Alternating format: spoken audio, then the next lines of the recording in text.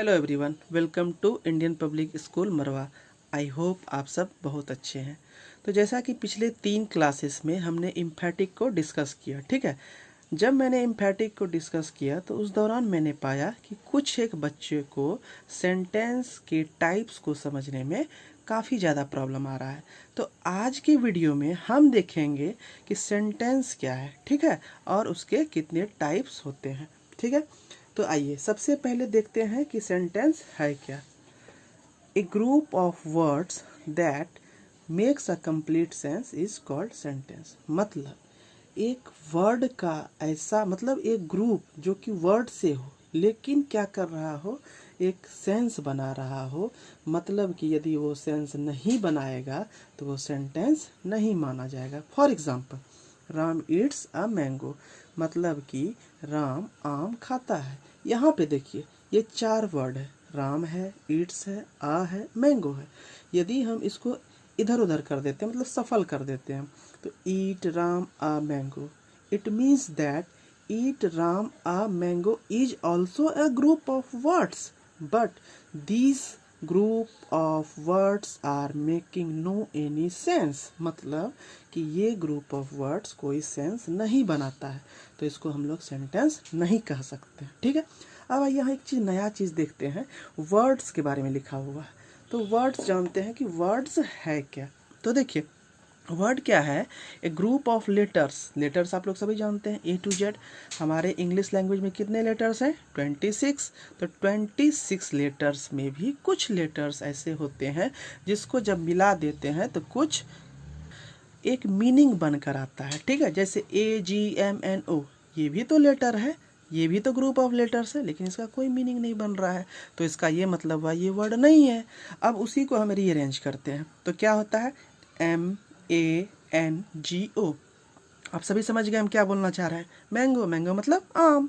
तो चलिए इस तरह के मीनिंगफुल ग्रुप ऑफ लेटर को क्या कह सकते हैं, वर्ड। अब देखिए चलिए आगे बढ़ते हैं। तो टाइप्स ऑफ सेंटेंस। सेंटेंस कितने प्रकार के होते हैं? तो सेंटेंस जो होते हैं वो 4 प्रकार के होते हैं, ठीक है। पहला प्रकार होता है डिक्लेरेटिव। इसमें क्या है, सेंटेंसेस मेक स्टेटमेंट्स। मतलब कि ऐसा सेंटेंस जो पूरी तरह से फ्री हो, जिसको कोई किसी तरह से आवाजाही कह सकते हैं, रोक नहीं हो, वो एकदम पूरा इंडिपेंडेंट, उसको क्या कहेंगे, declarative. For example, I am going to the market, मैं बाजार जा रहा हूँ। अब देखिए डिक्लेरेटिव कितने तरह का होता है, 2 तरह का। कौन कौन? पॉजिटिव और निगेटिव। पॉजिटिव जैसे नाम से आपको क्लियर पता चल रहा होगा, जिसमें नॉट नहीं लगा हुआ, जिसमें नो का कोई मतलब नहीं ना, ठीक है। तो जैसे they are coming from Delhi, वे लोग दिल्ली से आ रहे हैं। अब दूसरा देखिए निगेटिव, इसमें क्या क्लियर लिखा हुआ है, नो और नॉट। मतलब जिसमें नो और नॉट दोनों में से कोई एक लगा हो, या फिर जिसका सेंस निगेटिव में आ जाए। तो he is not writing a letter, वह पत्र नहीं लिख रहा है। तो ये जो है डिक्लेरेटिव सेंटेंस का 2 पार्ट हुआ। कौन कौन हुआ? पॉजिटिव और निगेटिव। अब हम लोग देखते हैं दूसरे टाइप्स ऑफ सेंटेंस क्या है। दूसरा वो है आपका इंटरोगेटिव। इंटरोगेटिव क्या है? Sentences that ask question. उस सेंटेंस को जिसको कि हम लोग क्वेश्चन पूछने में यूज़ करते हैं, वो आपका क्या हो गया, इंटरोगेटिव। फॉर एग्जांपल, सिंपल सा सेंटेंस है, व्हाट इज़ योर नेम, तुम्हारा नाम क्या है, जो हम जनरली किसी से पूछ लेते हैं। तो इस तरह के सेंटेंस को क्या कहेंगे, इंटरोगेटिव। दूसरा है do you go to school, क्या तुम विद्यालय जाते हो। तो ये भी सेंटेंस, मतलब जिसका कुछ मीनिंग निकल कर सामने आ रहा है कि ये क्वेश्चन है और उसका कुछ आंसर भी है, उस तरह के सेंटेंस को क्या कहेंगे, इंटरोगेटिव। अब आइए तीसरा किस प्रकार का सेंटेंस है, imperative. Sentences which make commands और रिक्वेस्ट। ऐसा सेंटेंस जो कि कुछ कमांड दे, कुछ ऑर्डर दे, या फिर किसी से रिक्वेस्ट करे। जैसे हम किसी को डांट के बोलते हैं गो देयर, वहाँ जाओ।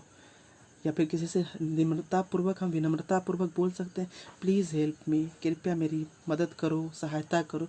तो ये सब टाइप का सेंटेंस क्या होगा, इम्परेटिव। और देखिए do your on work on time, अपना काम समय पर करो, बोल सकते हैं ना। तो ये हो गया आपका इम्परेटिव। अब लास्ट टाइप्स आता है। लास्ट में क्या है, एक्सक्लामेटोरी सेंटेंस।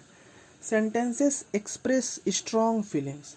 मेरे हिसाब से इस सेंटेंस में क्या है, स्ट्रॉन्ग फीलिंग कुछ दिखाते हैं हम लोग।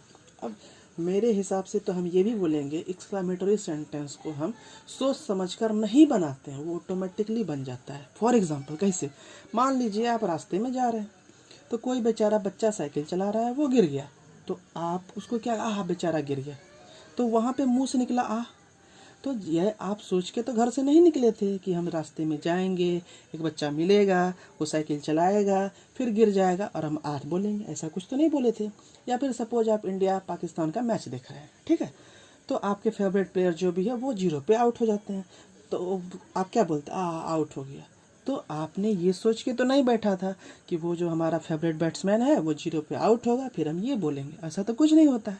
तो ये सेंटेंस जो होता है क्या होता है, ऑटोमेटिक मुंह से निकल जाता है। फॉर एग्जाम्पल, वाह व्हाट अ मैच, वाह क्या मैच है, ओह आई मिस्ड द ट्रेन, ओह मैंने ट्रेन को मिस कर दिया। तो ये तो आपने सोच के कभी नहीं निकला होगा घर से कि हम स्टेशन जाएंगे और ट्रेन मिस हो जाएगा, ऐसा तो नहीं सोचे होंगे, लेकिन ट्रेन मिस हो गया तो निकल जाता है मुंह से।